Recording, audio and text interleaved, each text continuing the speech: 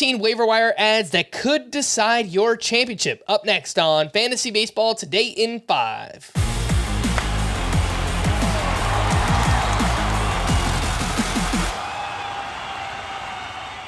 Welcome into FBT in 5 on Saturday, September 16th. I am Frank Sanford, joined by Scott White. And what we'll do here is throw these at you in groups of 5, Scott. And the first group includes Nolan Jones, Mitch Garver, Ryan Pepio, Seth Lugo, and Jorge Polanco. Yes. So Jones, I think, is just way too available, way too good. The last week for the Rockies, nothing but home games. So that'll help him and all their hitters, frankly.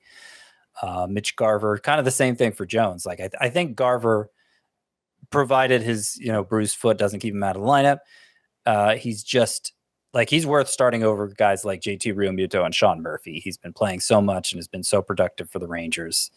I think he's basically a must right now. Ryan Pepio has been great since joining the Dodgers rotation. The control has been much improved this year. His matchups the second to last week of the season, if that's your championship game.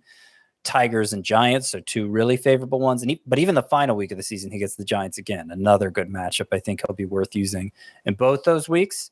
Seth Lugo just has the Rockies next week, but at home, so that's a good matchup.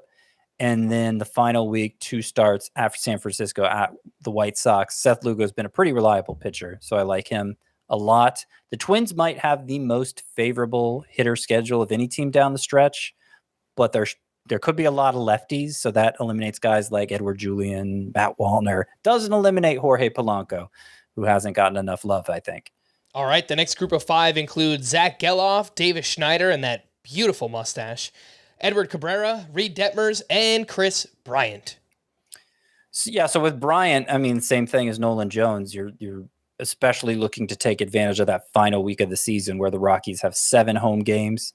Bryant, we still think he could do a lot of damage as a Rockies hitter at Coors Field if he could stay healthy. He's healthy right now. He's looked good since coming back from the IL. Zach Geloff and Davis Schneider, I think they're just undervalued and too dangerous to leave out there. You wouldn't want your opponent to pick them up and then have a huge week against you. Schneider, in particular, if he picks up outfield eligibility to go with second and third, could be a nice substitute for you, even if you can't fit him in your lineup right away. Edward Cabrera, a very boomer bust play here. Because, at times there are a lot of walks, but we know he has tons of strikeout potential too. Next week, he gets the Mets and the Brewers, and then the final week, he gets the Pirates. So either way, favorable matchups. I understand the reluctance to use him yourself, but I think Edward Cabrera is worth picking up, if only as a defensive play, to keep him from being the reason, to keep it, like, just in case he has one of those amazing starts, and that's the reason he brings you down, because your opponent used him against you. Reed Detmers 2-start week coming up, and then he gets Oakland in the final week of the season. Hey, that sounds pretty good to me. Last group of 5 for all the marbles. Brian Logan T. Allen, Jake Berger, Michael King, and Javier Assad.